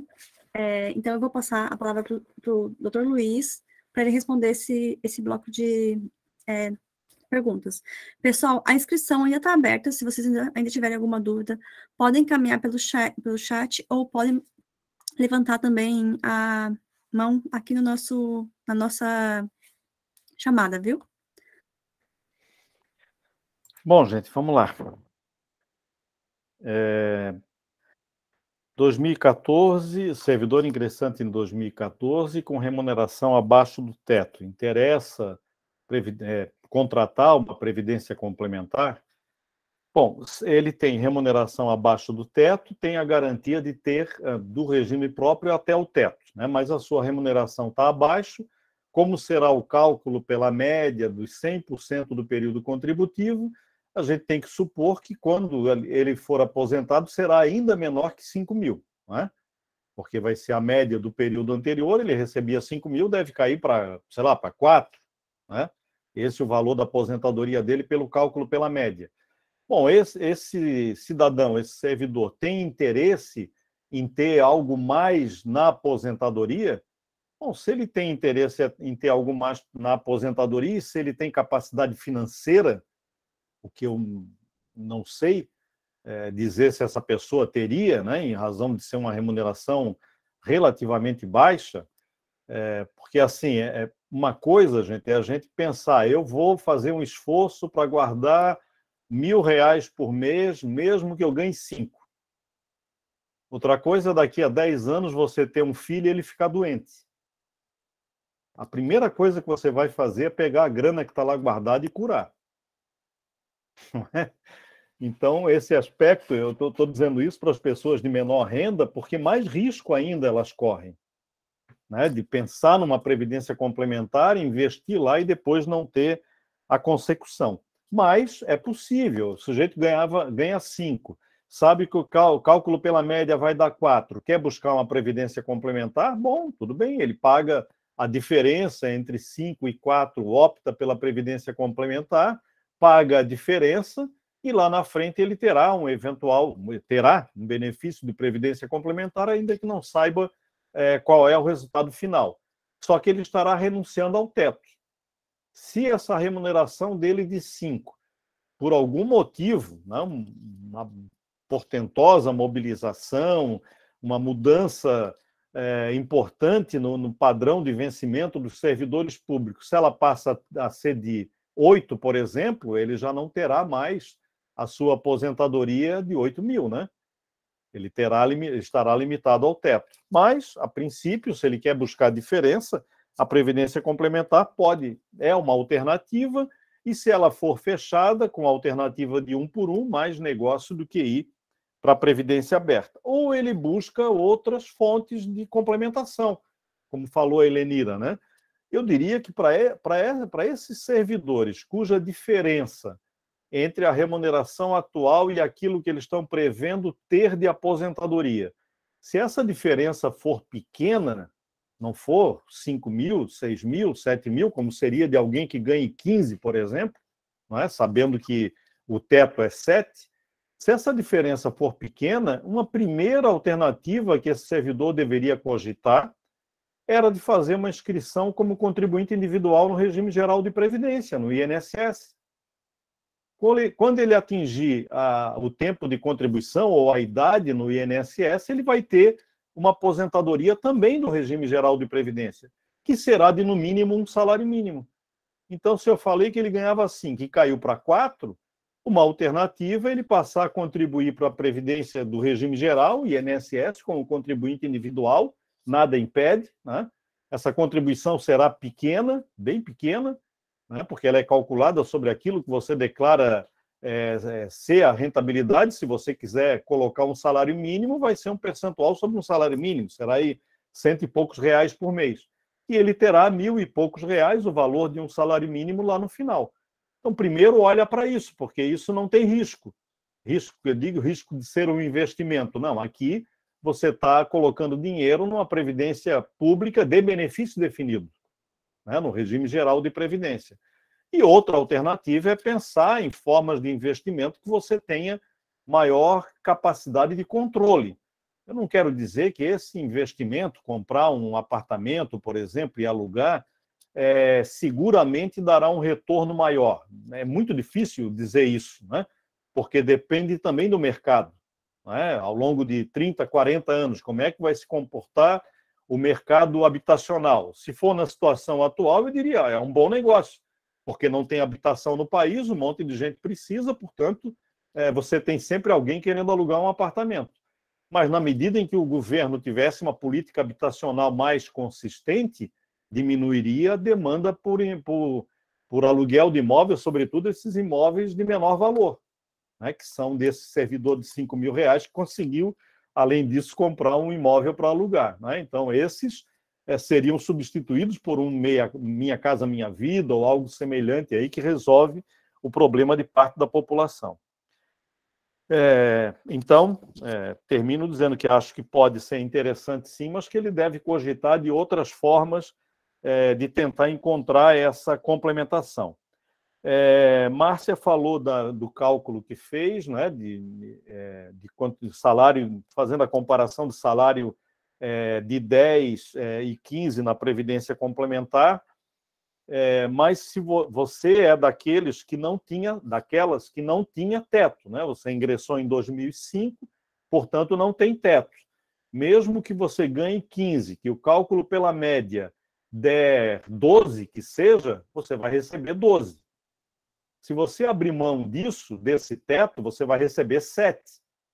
Então, veja, se você tem o teto, você vai buscar a complementação de 3, nesse exemplo matemático, né? 3 para 15, de 12 para 15.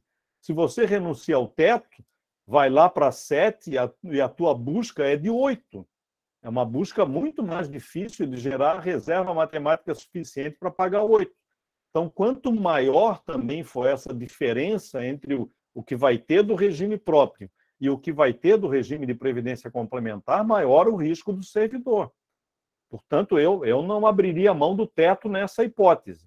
Bom, mas ainda assim, eu ganho 15 e sei que só vou ter, a média vai dar 12. Bom, faz uma previdência complementar de 3, a diferença de 3, né? Ou uma contribuição para tentar gerar um benefício de 3, e numa previdência complementar em regime fechado, para ter contribuição do empregador, ou então vai buscar outra fonte de complementação. A Márcia também falou, bom, se o meu resultado final, né, eu já contribuo sobre 100, mas o resultado era 80%, era a média das 80%, que não me daria 100, né, mesmo supondo que eu estou dentro do teto e etc. Isso não significa que eu contribuía mais e que eu deveria, então, ter devolução, né? Ou agora, pior ainda, né? A regra mudou de 80 para 100, né? Eu vou ter menos ainda de resultado final, eu não teria contribuído a maior. Essa discussão nós já fizemos algum tempo atrás, fizemos do ponto de vista jurídico, né, em ações judiciais, de dizer, olha, as contribuições que forem, se o regime é de natureza contributiva, ele tem que ter uma relação entre contribuição e benefício. Se essa relação desequilibra e o benefício diminui, a contribuição se mantém ou até aumenta, eu estou pagando mais do que deveria. Eu quero a devolução. Sabe qual foi a resposta do Supremo na época? A Previdência não é só para aposentadoria. Ela é para te garantir o auxílio-doença, uma invalidez precoce, né? Portanto, o que você está financiando em regime solidário de Previdência, é verdade, o regime próprio e o regime geral são mantidos no sistema de solidariedade, eu tenho garantia do benefício sem ter tido contribuição suficiente. Eu posso ter 3 anos de contribuição e morrer. E vou deixar uma pensão, na regra de cálculo lá da pensão, etc. Então, a resposta do Supremo foi essa. Não tem que se fazer devolução de contribuição, porque ela não financia só a aposentadoria. Não é só olhar para essa relação contributiva, para esse balanço entre uma e outra, tá, Márcia? Então, acho que não, por aí a gente não vai conseguir avançar muito. A Helenira colocou várias questões também importantes, né?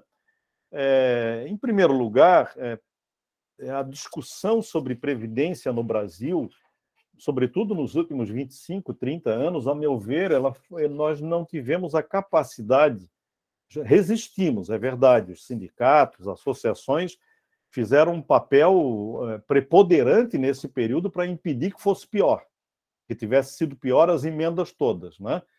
Mas nós não conseguimos, até hoje, construir uma alternativa previdenciária. A gente é refém da discussão sobre o déficit. E se a gente vem para o serviço público só, é evidente que tem déficit. Vocês hoje já são 60% de aposentado contra 40% de ativo. Num regime de repartição, como é o da Previdência de vocês, tem que ser no mínimo 3 por 1. 3 ativos para 1 aposentado. Porque se cada ativo paga 11, estou falando 11 em média, né? E o empregador paga 22, significa 33 de receita de cada ativo, vezes 3, 99, para pagar uma aposentadoria integral. Então, o regime de repartição, como é o regime próprio, né, depende muito da relação ativos-aposentados, que é uma relação que não será recuperada, jamais. Porque com a introdução de novas tecnologias, mesmo que a gente queira que os governos contratem mais servidores, a tendência pela tecnologia é reduzir o número de servidores. Salvo em algumas atividades como educação, saúde, que são atividades muito diretamente relacionadas ao público e que dificilmente se substitui por tecnologia. E algumas outras, né?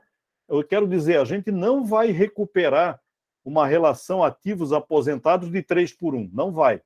Então, se a gente não tem uma relação de 3 por 1, o regime é deficitário. Então, se a gente não mudar essa discussão, nós vamos perder sempre. Virá uma próxima reforma, e digo isso, qualquer que seja o governo, hein? Qualquer que seja ele. Certamente muito pior se for o governo Bolsonaro, porque daí pode ser o projeto inicial deles, que era privatizar tudo, né? No modelo chileno que o Guedes tanto gosta, né? Mas todos fazem reformas da Previdência para piorar. Infelizmente é assim, piorar um pouco mais, um pouco menos, mas é para piorar. Nós achamos, a gente entende, alguns anos atrás a gente chegou a publicar um livro em parceria com a USP, com a pós-graduação em Direito da USP, que diz o seguinte: por que não pensar, por mais que possa parecer maluco da nossa cabeça, impossível politicamente, por que não pensar em previdência por regime fiscal? E dizer o seguinte: a previdência é importante?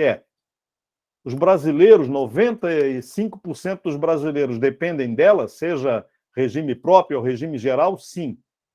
Então, nós, brasileiros, decidimos que uma parte do orçamento tem que ficar para garantir a previdência, independentemente de contribuição. E, portanto, independentemente de relação entre ativos e inativos. Isso vai dar 30% do orçamento? Hoje, 50% do orçamento vão para amortização, pagamento de juros e amortização de dívida pública. É uma escolha política que a gente aceita, né? Por mais que o movimento sindical resista, mas a gente não, na verdade, peitar para valer esse assunto, muito pouco tem sido peitado. Então, 50% eles já reservaram para o sistema financeiro. Nós queremos 30% da fatia para a Previdência. Se um dia nós tivermos um regime como esse, quer dizer, o orçamento fiscal financia, certamente nós não estaríamos mais sujeitos a essa discussão a respeito de déficit. Ah, isso é impossível? Impossível não é. Vários países adotam. Os países nórdicos adotam esse tipo de modelo. Ah, mas são os países nórdicos. Nós podemos adotar também, desde que haja uma decisão política de dizer que isso é fundamental. Claro que para conseguir conquistar um negócio desse tamanho, a gente precisa rediscutir ou rever o pagamento de juros e amortização da dívida pública, que é um debate fundamental, que me parece imprescindível, sobretudo para vocês no setor público. Aliás, quero convidá-los, agora no começo de agosto, o escritório vai patrocinar um debate sobre essa questão da dívida pública, envolvendo inclusive a professora Maria Lúcia Fatorelli e o professor Maurício Molinari, aqui de Santa Catarina, para discutir os reflexos da dívida pública sobre o salário dos servidores. Por que o salário de vocês não aumenta? Por que não tem dinheiro, entre aspas, para dar aumento para o funcionalismo público? Porque metade dos tributos vai para a dívida pública há 30 anos, há 40 anos. Então, nunca vai ter dinheiro para vocês, é evidente. Se não colocar o dedo nessa ferida e se a gente não se capacitar para discutir essa ferida, a gente não resolve nenhum problema. Tá? Helenira, então, a Helenira falou de outro sistema, estou apontando qual seria a alternativa, tá, Helenira? Eu posso até depois, eu vou pegar o caminho eletrônico desse livro, porque foram vários artigos escritos nesse livro para passar para vocês poderem reproduzir, ler, enfim, pode ser que no final conclua, não, isso aqui é utópico demais, mas não foi da nossa cabeça, não, tá? Ele tem o timbre da pós-graduação em Direito da USP, então suponho que tem algum maluco lá da USP que está maluco junto com a gente, pensando junto com a gente. Maria Lúcia escreveu um dos artigos aqui também, tá? E, por fim, contribuir, desculpa, Helenira, você falou de contribuir menos, né? Na medida que você faça opção pelo teto e pela previdência complementar, reduz o valor final da contribuição, percentualmente, né? Eu tenho um salário de 10, agora eu tenho teto, os 11% vai só até o teto, então, na soma de tudo, eu estou pagando menos, porque entre 7 e 10 eu vou pagar 8 e pouco só para a previdência complementar. É verdade. Né? O regime de previdência complementar, se você opta, ou mesmo para os servidores que não têm nem o direito à opção, aqueles ingressantes a partir de 2013, né? É verdade que se eu diminuo a contribuição do regime próprio de 11% sobre parte da minha remuneração e vou pagar só 8,5%, 9%, aquilo que eu optar para ter a complementação, eu estou diminuindo a contribuição mensal. De algum modo, eu estou fazendo retornar para mim dinheiro, né? Mas eu preciso saber que eu estou trocando o certo pelo duvidoso, né? Quer dizer, eu estou tentando ganhar um pouquinho mais por mês, sabendo que lá no final eu vou perder. Se eu quero apostar lá no final e ter uma aposentadoria mais digna, talvez não compense fazer essa modificação e essa migração. Se é para buscar alguma coisa, regime geral de previdência social, contribuinte individual. O contribuinte individual é aquele sujeito que declara que tem alguma atividade econômica, não importa qual. Um camelô pode ser um contribuinte individual. Tem uma atividade econômica com fins lucrativos ou não. Quer dizer, se eu faço na minha garagem de casa, faço artesanato e dou, eu estou fazendo uma atividade econômica e posso ser contribuinte individual. Então, desculpa, e a gente com DE não tem problema contribuir não faz nenhuma diferença? Com dedicação exclusiva? Aí pode ter problema. Não que você esteja, a meu ver, não está fraudando a dedicação exclusiva, porque a dedicação exclusiva é para que você não tenha outra atividade que demanda tempo certo, não é? E que prejudique aquela atividade que você está dando o tempo integral. Então, acho que é discutível. Mas é um risco, sim. Eu já vi no INSS, onde o pessoal conhece mais Previdência e opta mais por ter a contribuição individual para ter aposentadoria, de lá irem questionar situações dessa natureza, né? Inclusive abrir processo administrativo dizendo que teve falsidade ideológica na declaração de que exercia uma atividade econômica, né, a ponto de permitir o ingresso na Previdência, no regime geral, com contribuinte individual. Mas, fora essa questão da dedicação, nas outras é uma alternativa que eu acho que é perfeitamente sustentável juridicamente, tá? Acho que é isso, gente. Tem mais alguém ou não?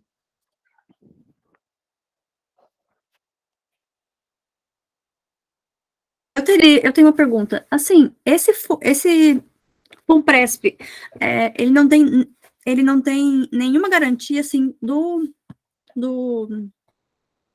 governo federal? Por exemplo, se entrar alguma diretoria e fizer tipo, nem que não seja casos de corrupção, mas fizer investimentos ruins, ele é tipo aquele fundo que o Correio tinha? Ou não? Ele é alguma coisa com mais garantia que aquilo? Veja, mesmo o FUNPRESP na situação atual de entidade fechada, não é, que teria, teoricamente, então, uma possibilidade de gestão paritária, teria não, gestão paritária, foram eleitos servidores, tá? Vocês elegeram 3 servidores no Brasil todo para ser os representantes dos servidores. Eu sei que vocês não participaram. A Helenira não votou, o Lírio não votou, a Virgínia, né? Vocês todos aí não votaram, mas estava aberto à votação. Tá? Teve processo eleitoral entre os servidores. Né? É aquilo que eu digo de participa ou não participa. Né? Vai lá tentar botar uma chapa e candidatar alguém ou não vai? Mas, enfim, tem um regime com participação dos servidores na gestão. Mesmo esse regime, o atual, a contribuição previdenciária de vocês, o regime previdenciário é de contribuição definida, não é de benefício definido. Então, se não der certo os investimentos, não tem dinheiro no fim, não tem que pagar nada. Ou tem que pagar muito pouco. E o governo, ele não entra com uma contrapartida? Não. Nada assim. O governo já deu um por um, Sim, não deu? Deu. Ele deu um, vocês deram um. A gestão não conseguiu ser bem sucedida ao final do processo, ele não tem que cobrir nada. Se fosse benefício definido, sim. O déficit, quem tem que cobrir é o empregador. Por isso aqui é contribuição definida e não benefício definido. Tá bem? Tá. Se o FUNPRESP, então, chegar a quebrar, eles deixam todos os servidores sem nenhuma... Quer dizer, sem nenhum não, né? Ele vai ganhar só o teto do INSS e o resto do dinheiro está perdido. O resto do dinheiro, eventualmente, estaria perdido se não der nada de rentabilidade. E agora ficou pior, porque esse regime de previdência complementar deixou de ser fechado e agora pode ser aberto. Ora, se for aberto, menos responsabilidade do governo ainda, né? Uhum. Pensar em responsabilidade, porque daí é uma entidade privada, um banco, quem vai pegar isso para gerir, e daqui a 40 anos você vai lá discutir com o banco. Ele vai dizer, olha, sinto muito, tentei, mas houve tanto problema econômico no meio do caminho e a rentabilidade é pequena. Quem é mais antigo, como eu, deve lembrar da KPM, da GBOX, né, que foram fundos de previdência desse tipo, dessa modalidade, que no final entregaram praticamente zero às pessoas, ou uma aposentadoria de centavos. A pessoa está lá recebendo ainda centavos, eles estão pagando, cumpriram a obrigação. Era contribuição definida, tá? Então, garantia nenhuma. Tá? Eu lembro só daquele dos Correios, que foi uma coisa bem traumática para a gente. Os Correios teve uma situação, eu não consigo afirmar categoricamente isso, mas os Correios tiveram um problema de gestão séria, né, no fundo de previdência dos Correios, que era um fundo fechado de previdência complementar. O Correio é uma empresa estatal ainda, né? Portanto, é fundo fechado, exclusivo dos servidores do Correio, e nem por isso garante uma gestão satisfatória. a gestão não foi satisfatória, o fundo fez água, né? O regime de previdência do Chile, aquele que o Bolsonaro e o Guedes defendem, é exatamente assim, gente. Não tem nenhuma garantia estatal lá para o final. Então, tudo é como se fosse uma previdência complementar aberta. O pior é que lá não tem nem regime próprio, não tem nem regime geral, não tem o básico. Tudo está submetido a esse sistema. Por que vocês acham que o Chile é o país com mais índices de suicídio entre idosos na América Latina? Porque o sujeito vira um estorvo. Ele não tem renda e ele atrapalha os filhos, não é? Depois de aposentado. Então, a solução é dar um tiro na boca. E fez certo. Porque, pelo menos, não atrapalhou a vida dos filhos. Essa é a realidade do Chile. Por isso, lá agora, com a mudança governamental, nós estamos esperando uma reforma previdenciária no Chile para o Chile criar uma previdência pública básica. Seja de um salário mínimo, de 2, de 3, no valor chileno, mas a luta deles... E foi isso que levou a toda aquela mobilização no Chile há 3, 4 anos atrás e que conduziu até a vitória eleitoral da esquerda no Chile. O início de tudo isso foi a discussão previdenciária. Então, eu sou você amanhã, né? O nosso aqui tende a se transformar em algo parecido com aquilo que eles têm lá, ou tenderia, se tivesse sido aprovada a emenda 103 na totalidade, né? A parte de privatização, felizmente, não foi aprovada pela luta aí das entidades sindicais e associativas.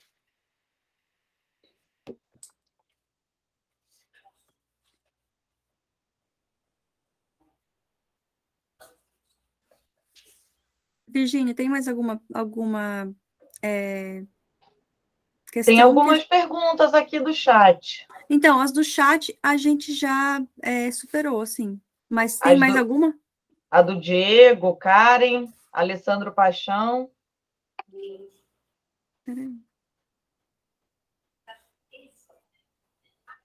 Ah, não, realmente, essas a gente não leu. Tá. A da Karen, deixa eu voltar, peraí. Começa do Diego. Isso, do Diego, tá. Então, eu vou ler a do Diego. Sobre o benefício especial para quem aderir, como será a conversão desse valor? IPCA, Selic, e há alguma calculadora para estimar o valor? Como havia na janela de migração do governo Temer? Sim, realmente. A Karen. Atualmente, as gratificações não são consideradas no cálculo da aposentadoria. 50% do meu salário é composto de gratificações. Tá, o Alessandro. Uma questão. Com a emenda 103, tanto aqueles que entraram entre 2004 e 2014, quanto os que entraram após 2013, passaram a ter a sua aposentadoria calculada pela média de 100% das contribuições? E ele também parabenizou o evento e a discussão. Tá. Aí a Márcia, ela perguntou, os servidores que se aposentaram pelo regime próprio terão reajustes na aposentadoria acompanhando os vencimentos dos servidores que tiveram na ativa? E também tem uma pergunta da Laci. Eu complemento ou deixo eu responder esse bloco? Complementa, aí a gente encerra, né? Sim. Tá, uma pergunta sobre a validade da MP. A princípio, ela vence em setembro, mas a adesão ao FUNPRESP vai até novembro. Se o servidor se sente pressionado e deseja aderir ao FUNPRESP, não seria vantagem esperar para ver se essa MP será aprovada na íntegra? Então, acho que é isso. Vamos lá, vamos começar de trás para frente. Sim, se pode piorar, não opta agora, espera o prazo para ver se não vai piorar, né? Pode ser que eles piorem o texto mais ainda. Alguém pode ir lá piorar a forma de cálculo, o fator de conversão do benefício especial, etc. Então, se a sua intenção é migrar, optar por essa desgraça, espere pelo menos para saber exatamente como é que é a desgraça, né? Hoje ela é provisória, aí o nome, né? Então, aguardar. Márcia, se aqueles que se aposentaram ainda nas regras anteriores, regras de transição anteriores do regime próprio de previdência têm paridade, sim, se eles aposentaram por regras que mantinham a paridade, como, por exemplo, o artigo 6º da emenda 41, artigo 3º da emenda 47, ou se aposentaram ainda na vigência da emenda 20 e suas regras de transição, ou mais atrás ainda, na vigência da original redação do artigo 40 da Constituição, essas pessoas todas têm aposentadoria com paridade e integralidade. Pode até estar em atividade hoje, mas se cumpriram os requisitos enquanto essas regras vigoravam, têm o direito adquirido a elas. A emenda 103, nesse aspecto, não poderia atingir o direito adquirido desses servidores. Então, tem gente que cumpriu a emenda 47 antes da emenda 103, né? Mas está em atividade, quer permanecer em atividade por outra razão. Então, ele tem garantia de integralidade e paridade pela emenda 47. Tá? Agora, esse conceito de paridade é verdade, a Karen ressaltou, que o governo, cheguei a falar isso no início, os governos, né, desde 98, vêm criando gratificações de desempenho, quando eles têm esse caráter, né, para dizer que só uma parte dessas gratificações, o governo federal, né, sobretudo, só uma parte dessas gratificações incorpora a aposentadoria. A regra geral incorpora 50 pontos, 50%. Né? A gratificação vale 100, o sujeito incorpora só 50. Sim, esse é um problema mesmo para os servidores que têm integralidade. Teoricamente, têm direito à integralidade e à paridade. Né? Cumpriram os requisitos para uma regra de aposentadoria que tivesse preservado isso. Contra essa discussão de não integrar a gratificação de desempenho, não se incorporar integralmente aos proventos de aposentadoria, o Supremo já pacificou o entendimento de que, sendo gratificação de desempenho, mesmo os servidores em atividade não as têm garantida. Pode ser que no próximo período de avaliação elas baixem, né, por uma avaliação ruim, possam ter ido lá para baixo. Então, nós não conseguimos juridicamente garantir essa diferença entre 50 e 100 pontos, quando é gratificação de desempenho. Qualquer outro tipo de gratificação, se não estiver sendo contada na aposentadoria de um servidor com direito à integralidade, por exemplo, tem que ser questionada juridicamente, tá? Tem algumas por aí que se criam e dizem que não incorpora. Incorpora. Se é pago para o servidor em atividade, independentemente de uma avaliação de desempenho, ela se incorpora à aposentadoria.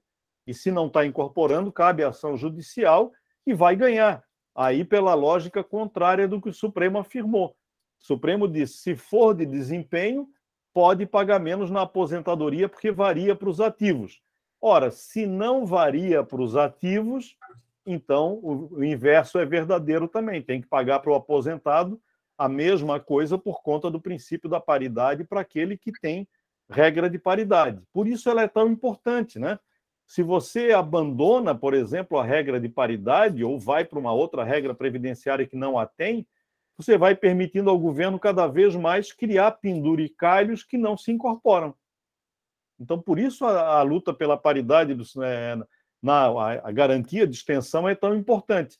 Sei que os servidores de 2013 para frente já não a têm, de 2004 para frente já não a têm, a paridade, mas é uma luta que eu acho que a gente deve continuar tendo. Aquela ideia que falei de previdência fiscal, isso tudo não interessa, né? Porque o que tem que garantir, o que a Previdência tem que garantir é a última remuneração, ponto. Não importa mais a contribuição, não importa mais a natureza da verba que ele recebe. Essas gratificações de desempenho não existem ali na base Sinasef, por exemplo, né? Mas existem muito na base Sindiprev e Sintrafesc. Muitas, né? E elas têm um valor financeiro importante, portanto, resultam num impacto maior no final na aposentadoria. Aí podem estimular a que esse servidor, então, bom, se eu ganhava 10, mas 5 era de gratificação de desempenho, e eu só vou levar agora 5 ou menos do que isso para a aposentadoria, eu abandono o teto, renuncio ao teto e vou buscar a previdência complementar. Tudo isso é um jogo de estímulo para que as pessoas migrem, gente. Não é? Todas essas iniciativas governamentais têm esse objetivo. A pergunta sobre a emenda 103, se todo mundo agora é média 100, sim. Mesmo aqueles servidores ingressantes depois de 2004, que antes a média era de 80% das maiores, mudou a regra de cálculo. Né? Não tem direito adquirido a regra de cálculo. O direito adquirido previdenciário é só quando você implementa as condições. Até que as condições sejam implementadas, pode mudar tudo. Pode o governo daqui a pouco fazer uma reforma e dizer que para esse pessoal é só 50% da média. O resultado final. Você vai poder discutir isso? Não vai. Porque é a regra que valer no momento em que implementar as condições, tá? A emenda 103 tem outras coisas piores aí, tá, gente? Nós nem vamos ter tempo aqui de falar, por exemplo, de pensão, né? Que foram sensivelmente reduzidas aí com a emenda 103, tá? E Diego, fazer projeção, eu acredito que no site do FUNPRESP, projeção para o benefício especial, acredito, mas não sei te afirmar, no site do FUNPRESP tinha um simulador, não sei se ele se mantém agora e se ele já está atualizado para a nova adesão, a nova opção, que já é com regras de cálculo diferente das anteriores, né? Mas como o pessoal da Cibama tem aí o contato do pessoal do FUNPRESP, talvez pudessem ver com eles se eles têm uma ferramenta de simulação em que as pessoas pudessem analisar, né? Analisar o que seria esse benefício especial. Lembrando que as gratificações, elas incidem em contribuição. Elas podem até levar só 50% da aposentadoria, para a aposentadoria, mas a contribuição incide sobre tudo, porque incide sobre o salário do mês, e se naquele mês ele recebeu gratificação de 100, ele pagou contribuição sobre 100, né? Mesmo que ele só leve depois metade do valor dessa gratificação. Então, aqui, talvez a ideia que foi levantada pelo Diego era, bom, se eu faço a conta e vou perder metade dessa gratificação, né?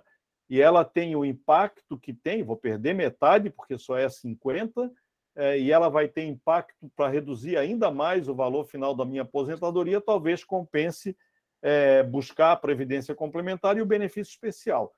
Bom, aí é cálculo matemático, é olhar, mas lembrando que é sempre um risco, né? Sempre o risco de o resultado final da previdência complementar não ser satisfatório. Acho que é isso, né, gente? Não sei se está ok. Eu só queria falar que a simulação do benefício especial dá para fazer no CIGEP, para quem é servidor federal. O CIGEP tem a calculadora do benefício especial. Mas tem ainda, Márcia? Porque eu não encontrei mais. Essa semana. Ah, pronto. No governo Temer eu lembro que tinha naquela janela, e agora eu já não encontrei mais.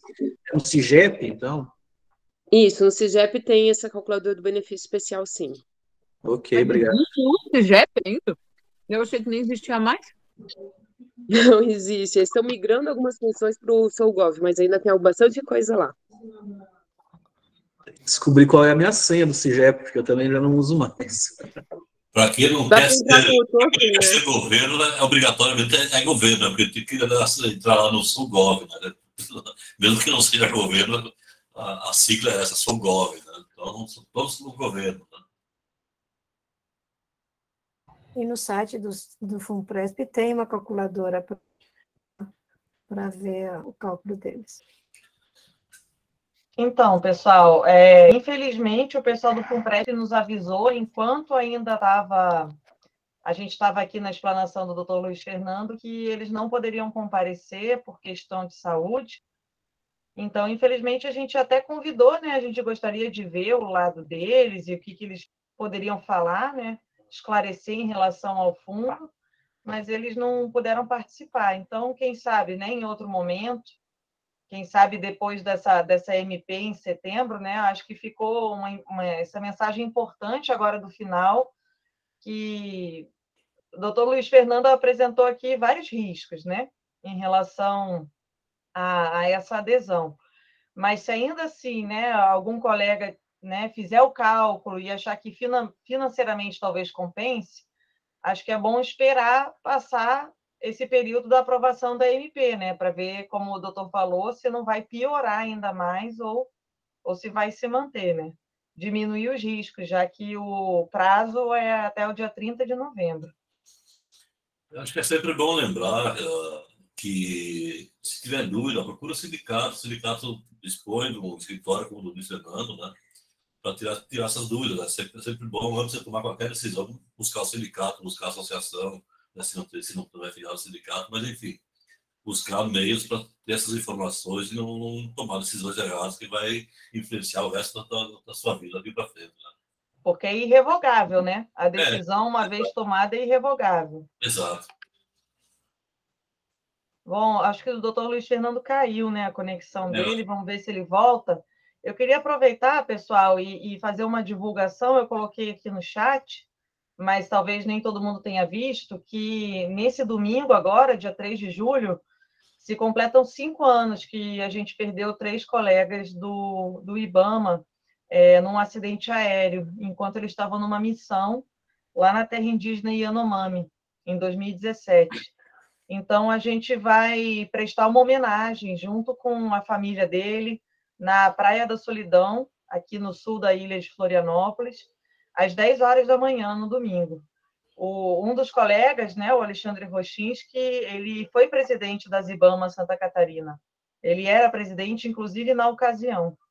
Então, quem puder e quiser estar presente, vai ser no domingo, agora, às 10 horas da manhã. Doutor Luiz Fernando, eu estava aqui aproveitando, o senhor caiu, né, a conexão, então estava informando uma atividade que a gente vai estar fazendo agora no domingo, em homenagem a colegas que perderam a vida num acidente aéreo há 5 anos atrás. E, bom, eu ia encaminhar para a finalização, mas o Lírio levantou a mão. Lírio, quer falar? Não, eu só queria lembrar também aqui, né? Nós estamos numa luta bem forte com o pessoal da FUNAI, que eles estão lutando por justiça pelo Bruno e pelo Dom, né? E pelo outro menino que foi assassinado há 2 anos atrás, não foi? Maxiel. O Maxiel, né? Então, hoje fizemos um evento no INCRA, em conjunto com a FUNAI, um evento muito bonito. Fizemos semana passada no IBAMA, né? Com o Chico Mendes,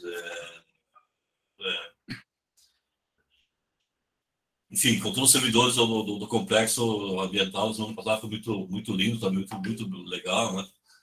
E hoje colocamos 2 faixas na passarela ali no Nego Querido, né? Pela vida dos indígenas e pela vida dos servidores do IBAMA, da FUNAI também, né? Então, lembrar que teve o assassinato brutal do Bruno e do Dan, né? E que os servidores da FUNAI estão em mobilização, em greve, hoje todos paralisados no Brasil inteiro, né? E nessa luta por justiça e pela vida de quem tem a missão difícil de fiscalizar e atender as populações minoritárias, como os sem terra, como os indígenas, enfim, né, os quilombolas, e no caso do IBAMA, especialmente, né, que fiscaliza a preservação do meio ambiente, né?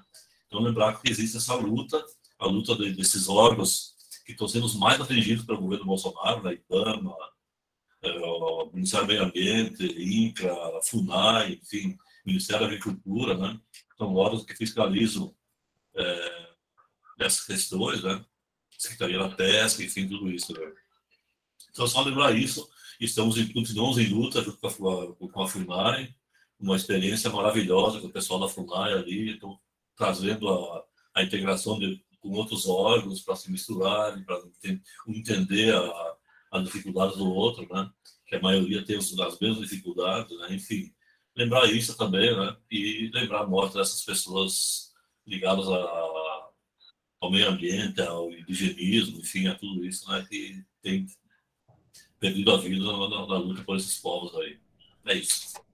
Obrigada, Lírio, pelas informações. Então, eu queria agradecer muito ao doutor Luiz Fernando pela sua disposição em estar compartilhando com a gente essas informações preciosíssimas que o senhor trouxe de forma muito didática aqui para a gente. Teve vários elogios no chat, eu não sei se o senhor viu, mas várias pessoas agradecendo e elogiando a sua fala. E queria agradecer aos colegas também por estarem aqui hoje, espero que tenha sido produtivo, para mim foi bem produtivo. E, quem sabe, fazemos uma próxima no segundo semestre, depois da MP aprovada. Teve várias pessoas que queriam participar hoje, mas não podiam, e também pediram a gravação, né? Então, a gente vai estar disponibilizando depois a gravação, para que mais pessoas possam acessar essas informações. Muito obrigada, viu, doutor Luiz Fernando? Muito obrigada. Eu que agradeço, gente. É sempre um prazer estar com vocês. Então tá, pessoal. Se alguém quiser falar mais alguma coisa no nosso encerramento, pode pegar a fala. Márcia? Bom, parabenizar vocês todos pela organização e por essa palestra super esclarecedora. E eu queria falar para os colegas que é importante vocês façam uma simulação de pensão por morte e pensão por invalidez. Eu tô com um filho pequeno e quando eu fui ver disso, eu fiquei desesperada. O que a gente ganharia hoje em caso de incapacidade permanente ou de pensão por morte foi muito, drasticamente reduzido. Então, eu recomendo que todos deem uma olhadinha nessa área também. Legal, Márcia. Obrigada. Olha, meu boa noite a todos aí. Agradecer a companhia, os esclarecimentos, enfim, o evento, né? Boa noite. Boa noite, gente.